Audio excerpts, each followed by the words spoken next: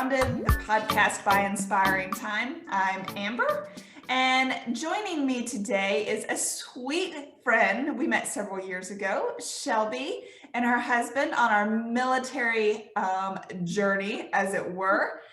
And before we get started, and I really introduce her and what she does, a few housekeeping rules, not rules, tips, procedures, whatever you want to call them. If you have not yet subscribed to the page, please do.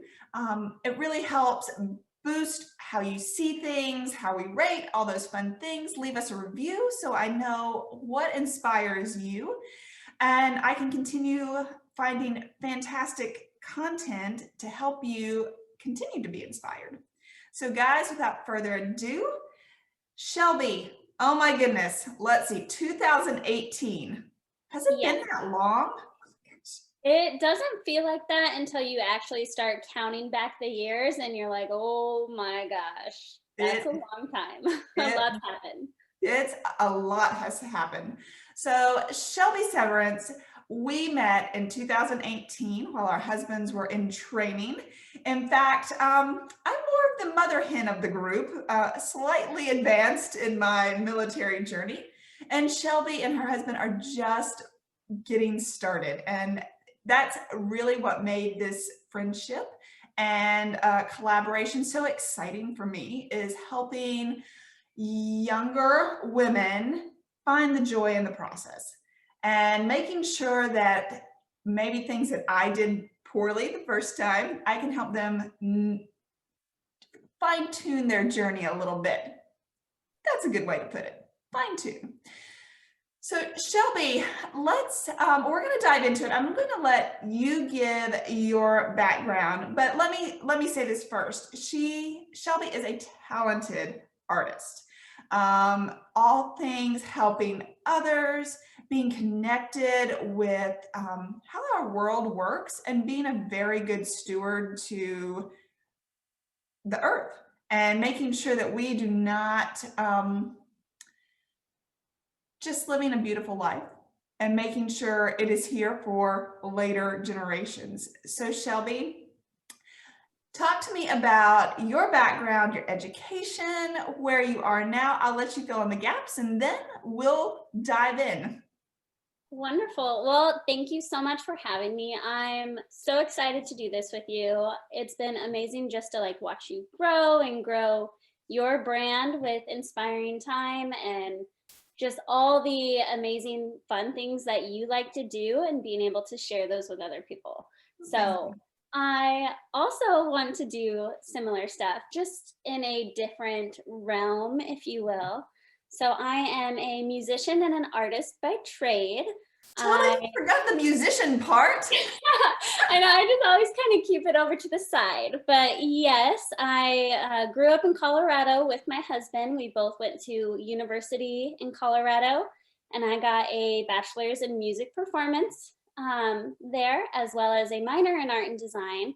And I've kind of used that minor in art and design to help me navigate my own career field with moving around with the military, because believe it or not, most musicians move to where their job is versus moving and then trying to find a job, which we all know military spouses have to do that regularly.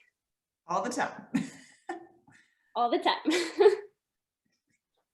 So yeah, I've basically been using those art skills to not only help my community, but also kind of drive into entrepreneurship and basically create the job that I always wanted to have, because I can't always find it when we move around to all these wonderful places, including where I am now, which is in England and the United Kingdom. So another layer of complexity trying to find a job. And I love that right there. The positive outlook on the fact that it's hard, and it's really hard when you're in an art field, because I too started out more in that realm, but it also makes it interesting that you can cross over into the social world of things too, because it's vibrant. it's something you can see. So if you're on social and you're posting beautiful artwork, um, that's something that people can relate to, and that's helpful. Music the same way, people love listening. So it's just the different way of looking at it. And I feel like as military spouses, that's key.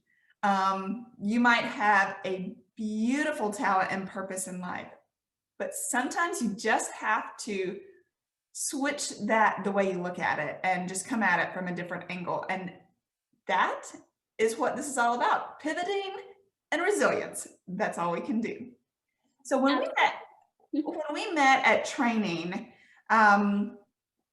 you you were actually a barista, and that kind of helped fund the money a little bit, right? While you're getting started, which then morphed into, holy smokes, we're moving 3, 4 different times in just the course of a few months. And it didn't stick.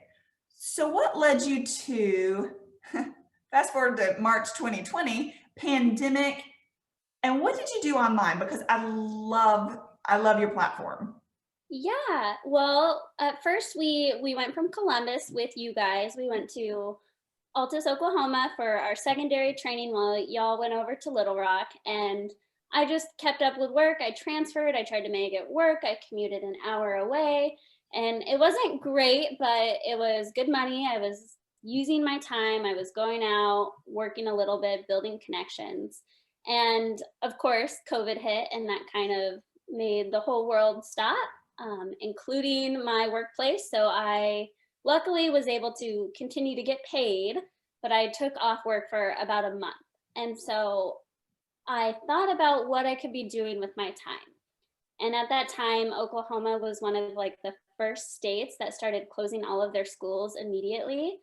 And I had a few mom friends at that base in Oklahoma that now all of a sudden they had to become teachers, and they were overwhelmed, they were stressed, they were freaking out. And I wanted to step up to my community, and I wanted to kind of lighten that burden on them. And if you backtrack just a little bit, back in college, I actually did my own lesson planning for homeschool art. We had a lady that I met through my church who was this amazing woman. She homeschooled all 4 of her kids, and she wanted to provide an opportunity for kids to do the messier things, the things that kind of get skipped over. So that's science and art. So she taught the science classes, and I taught the art classes for the entire community that was there where we went to college. And so I figured, well, if I can do that in person in one town in Colorado, then why can't I do that at home with stuff I have and stuff I know moms and dads have at home, and make an art lesson for them so they can gather their stuff, they can set their kids down, and at least have an hour break to just catch their breath and figure out what to do next during this pandemic. And I have to say that we have tuned in several, and Emma Catherine loves art. Christopher is not as drawn to art because he's a busybody still. But I think it's very important when you dive into the art world that it's not just lines, it's not just drawing or painting. You know, some of those things don't come easy to people, but knowing the basics, I constantly, just this morning, I was driving Christopher to school and I was like, look out over this field. You can see the fog rising, the vibrant greens have just started. You know, we were contrasting with, there were big pops of red. And we talked about just almost color theory on the way to school this morning. He was like, wow, that bird really jumps out. And I said, well, you know, that's why. So it's not just learning how to draw. You know, art is so much more than that. It's just being in tune with the beauty around you. And I find like kids gravitate to that. You know, they're used to being very imaginative. So are there, what's some of the feedback that you've gotten, some of your favorite feedback from your classes? My favorite feedback, honestly, is when people share their kids' work or even their work. I have a few adults who have joined just as something to do, something to improve on. during this pandemic when they might not be able to go outside and do other recreational things. And I just love seeing their artwork. Like there's no bad art. There's no I did it wrong or I messed up. Everyone's piece is fantastic in its own way, and I just love getting to see where their creativity took a turn during that art lesson. So the more people share, the happier I am. When I was in college, I took a ton of, it was very interesting because I was a horticulture major. I went to school for plants. I love gardening, but it morphed into interior design classes because I had to fill the void. Like you can only take so many floral design classes. In fact, I only took 4 in total the entire 4 years of college. So a lot of it was based around plants, business, interior design, and art. Well, art by far became, though I am not a talented artist when it comes to actually drawing, I do better with manipulating shapes and things like that. And there again, that's an art form, but not the way people traditionally think about drawing and painting. But it was very interesting to me to see the architect students come in because their way of seeing art was very structural and linear normally. And, you know, they're building things, but with color. And then you see the very artsy folks come in that are very talented with painting and, you know, charcoals and things like that. And you're like, wow, there is a place for everybody here because it's not a clean cut thing. It's all over the place. And so that's what I love about art as well. It's just using your brain. Is that what you would think too? And probably music too, right? Yeah, absolutely. I mean, you can look at something as simple as a prompt, like, okay, use black and white. And then you can tie to that whatever you want. You can use emotion, you can use experience. Someone might love history, so they think black and white, okay, old fashioned, like history, black and white photos. Or you can think of like animals, patterns, interior design. There's so many different connections people make within their brain with something as simple as black and white, or using color, or even listening to a song and then having people do a piece based off that same song, but you're going to get a different outcome based on the individual. So it's very interesting that you bring up the song and art. I tried this with both kids during lockdown, and our son he was in tears by the time we were done with this exercise. We were just listening to William Tell's overture, you know, something very up and down. And I thought, well, you know, it makes sense. You can do a lot of, and I didn't give a whole lot of instruction to it. I just said, draw, just listen to the music and do your thing. Emma Catherine took it as a personal challenge, and she came out with mountains, and then there were some valleys, and she, you know, put little pops of things in here and there. And Christopher seriously was in tears. And I came to find out very quickly that he needed instruction. You needed to give him, I took, I don't know, about 20 seconds and I drew and showed him. Now he did kind of mimic it, but then he enjoyed it more. So I think when you work with children, it's very important not to get them frustrated. You just need to watch what they're doing, how they're doing it, and then help them from there. Is that what you find also? Like sometimes somebody just doesn't get what you're saying, so you have to come at it from a different angle? Absolutely. From my initial experience teaching kids, I had 2 classes. I had 4 to 8-year-olds, and then I had like 9 to 15-year-olds.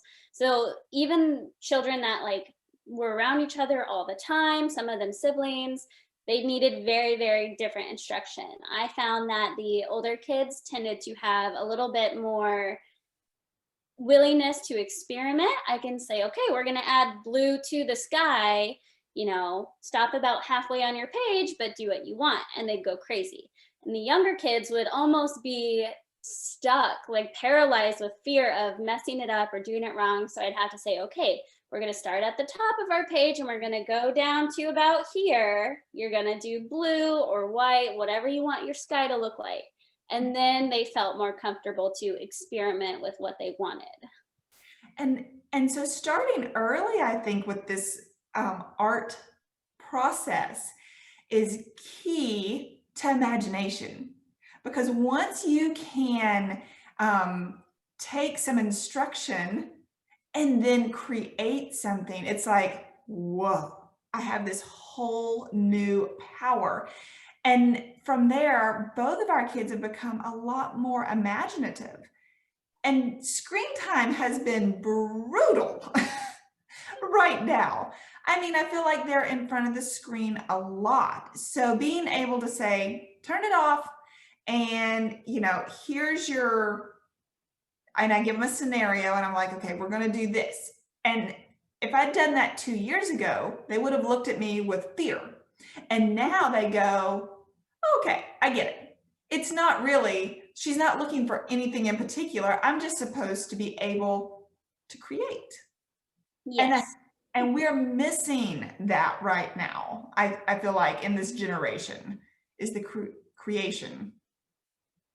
Yeah, I would tend to agree with that. I think some people who maybe didn't grow up having that freedom to experiment, or maybe even having parents that encourage that creativity, need that very strict, like, okay, you need to tell me what to do and I need to mimic it exactly, or else I'm a bad artist. Or Mhm. I'm just, I'm not talented enough. I don't have that gene, or whatever you want to call it, when really everybody has that. You just have to find the way that communicates with how you learn, and then be willing to like play around with it. It's not like, these great artists just sit down and paint a masterpiece all at once. They have sketchbooks full and pages torn out and ripped up, and they try this and they try that, and then they get what they want after they play.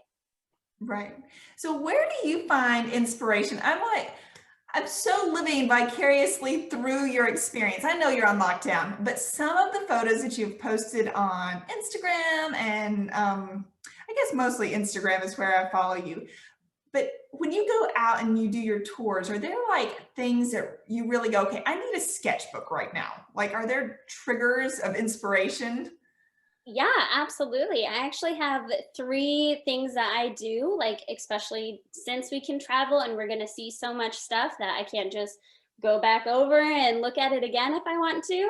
I usually carry a small sketchbook with me if I want to get that information all down all at once, right there in the moment. And then I also save inspirational photos. So whether this is a photo that I take myself or I borrow from someone, giving credit to the photographer, of course.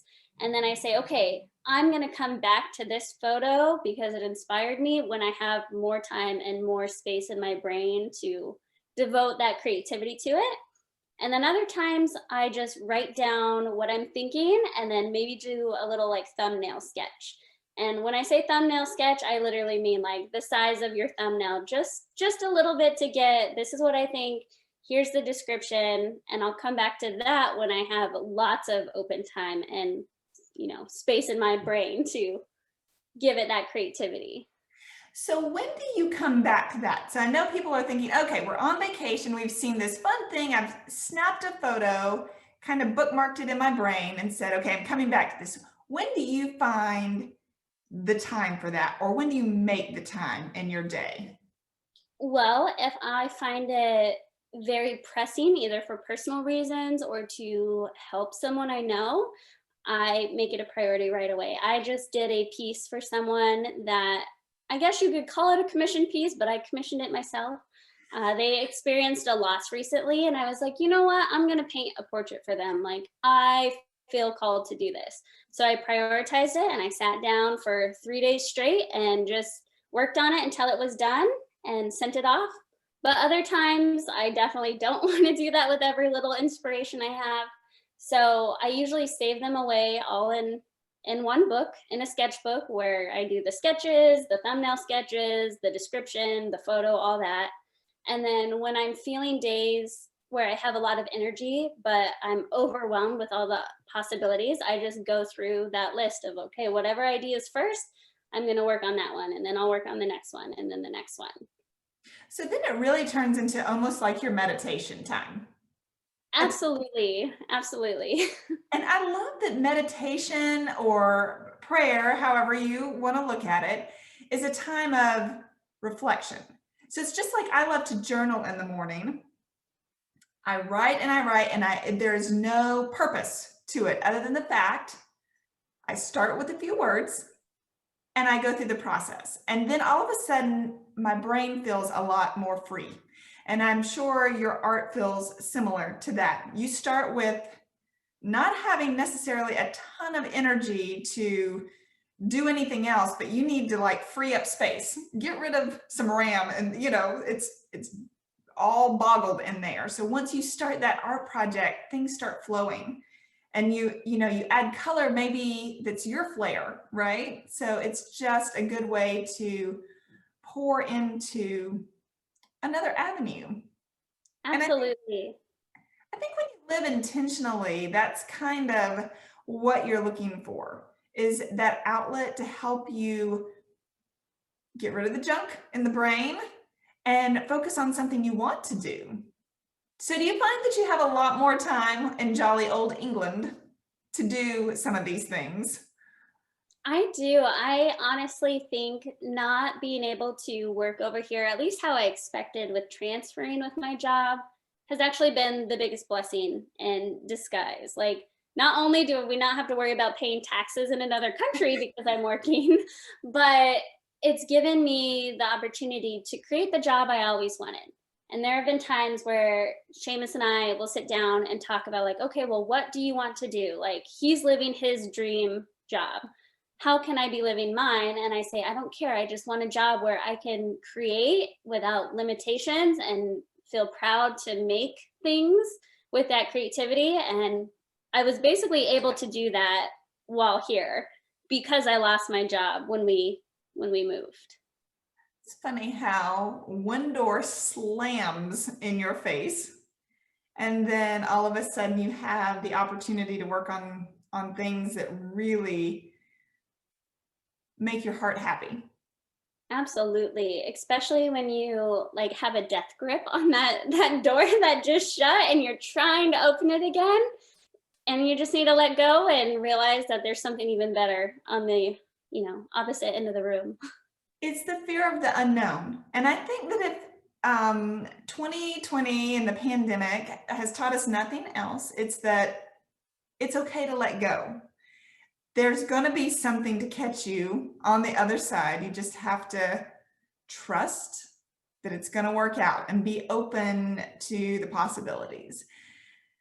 Being a military spouse has been quite the adventure. I started for those of you who don't know, started in the floral design world doing luxury weddings in Charleston, South Carolina. I was creating beautiful weddings, and not just one a week, but we're talking sometimes 2 and 3. And then I married the love of my life. And we moved to the middle of Texas where none of that was happening. So you just have to choose to be resilient and to pivot. Okay, if we are looking for an exercise, let's give an actionable step here. If there were an exercise to kind of get you started, of course, number one, go to the Facebook page. And what is that Facebook page? That is just Fun Art Fridays. It's a public group and I'm the only admin. So of course I'll approve anyone who wants to join. And if you can't find it, you can always just like reach out to me individually and Okay, I'll get you connected. I will link that on well, not link it, but I will flash it up on the page here, but I'll also put it in the show notes. So we'll have that for sure. Now, if there was a fun exercise to kind of get their juices flowing, would you offer one up? Yeah, I actually have a couple. So if you're wanting to just do something at home just to kind of finagle, get the creative juices flowing, I like to say just do a still life prop set. So take some of your favorite things at home, put them together, and see if you can't sketch it up with whatever you have, pencil, marker, pastel, charcoal, anything like that. I tend to find if you're drawing something that has a little bit of a special place in your heart, you're able to do it well, even if you are not creative or not artistic. And it can be Picasso. It can be totally abstract. Like, that's okay, right? Absolutely. One of my favorite exercises, and I recommend this for people who are worried about getting the colors just right, is doing something with non-localized color. And what that means is you can take something like a blue book and a green plant, and you can use orange and red instead.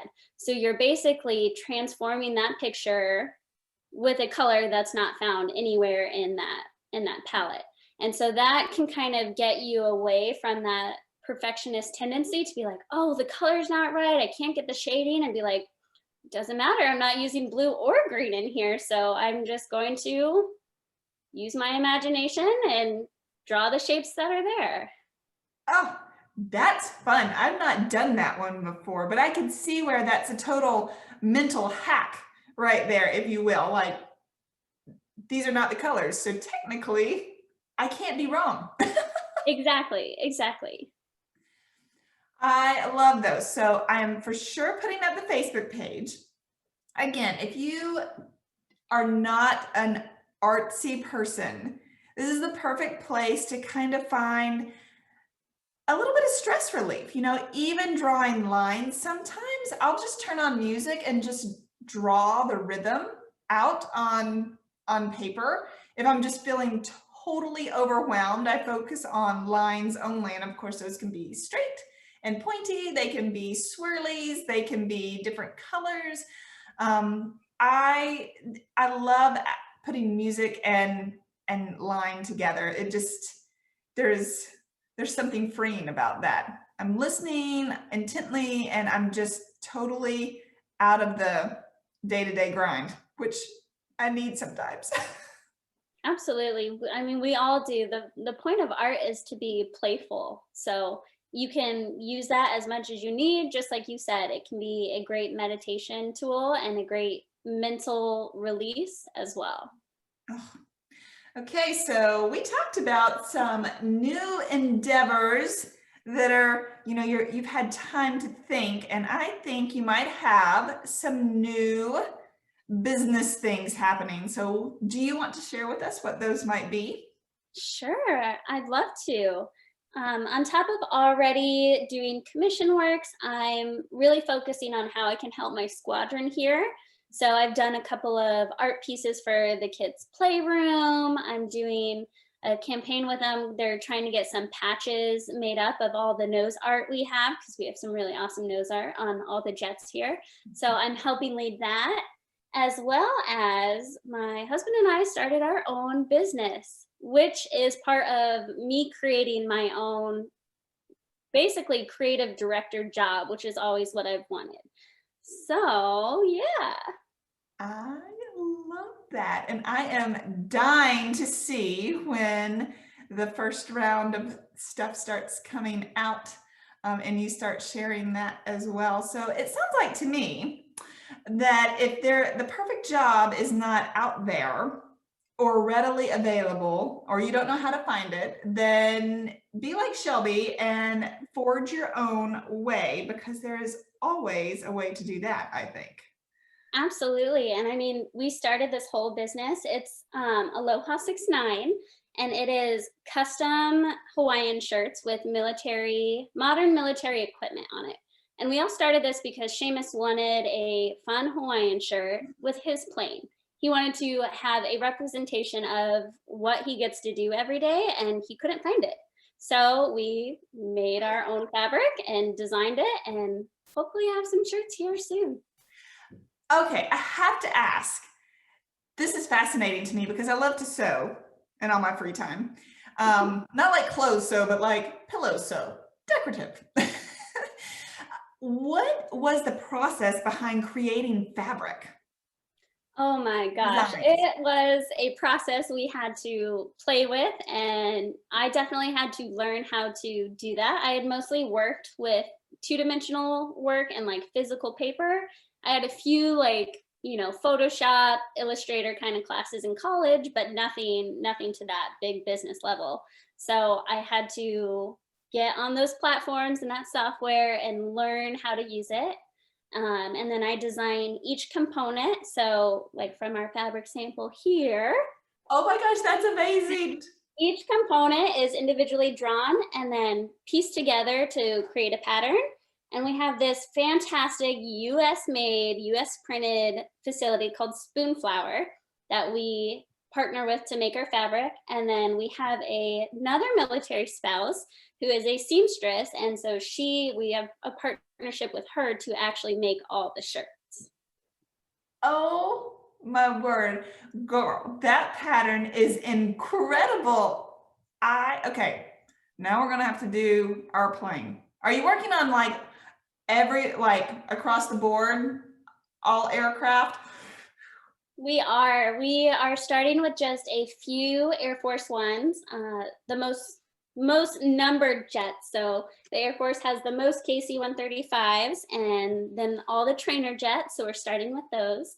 And then we're also doing some Army equipment because my brother-in-law is in the Army, and so we want to kind of test out that market as well. And we hope to eventually reach every branch of the military, including Space Force, so that way everyone can have, a representation of their career. And this isn't just for pilots. It can be boom operators, maintainers, you know, stuff Oh like that too. my word. Nothing like this that I've seen is in this market like you're presenting it. So this is super exciting and I am just thrilled for you too. Out of need comes the best ideas, really wanting to see something happen. Now, did you take any inspiration from, oh, what are they called? Party shirts? Did y'all take any inspiration from that whole fiasco?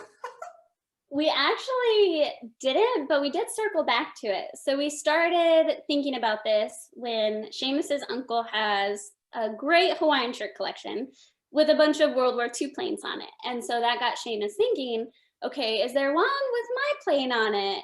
And he searched and searched and searched, couldn't find it. And then we came up with this idea. And then he was like, we could do party shirts too. Like if people want custom airplanes of like, this is my plane and this is my tail flash that's on the plane, and all that kind of stuff. So we might circle back into doing party shirts, but I think they kind of go hand in hand together with fun fabric. Let me, for all my non-military folks out there, a party shirt is worn under formal dress. And so when you get to the party, now follow me here because it's super complicated. It's not. You take off the jacket and your white, you see the white buttons and it's very formal, and you take it off, and your sleeves and sometimes the back, depending, are some crazy, a lot of guys will, or personnel will do, like the school they graduated from, or if there's a specific NFL team or, sports teams, or fishing, hunting, all those, like it could be anything that sparks your interest. So that's what a party shirt is. And in the military realm, it is actually a bit military, or is it just Air Force? I'm not sure. I'll have to ask some of my Army folks because I don't know if their dress shirts are the same as ours. But anyway, that is what a party shirt is. It is all about party and fun and letting loose.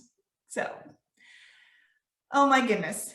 Thank you so much. I am so excited for you two to see you both working together. You're abroad. There's no family that is close to you, but you've taken the time to find the need and support others. And what better way to be part of a thriving community than doing exactly what you're doing. So thank you for all that you do. Thank you for all that you do and inspiring people to go and, reach higher than they were before. It is truly my passion to spotlight ones in my life that shine, because that's what we need to do. Lift each other up and keep going. When you surround yourself with amazing people, you will continue to be amazing. So thank you.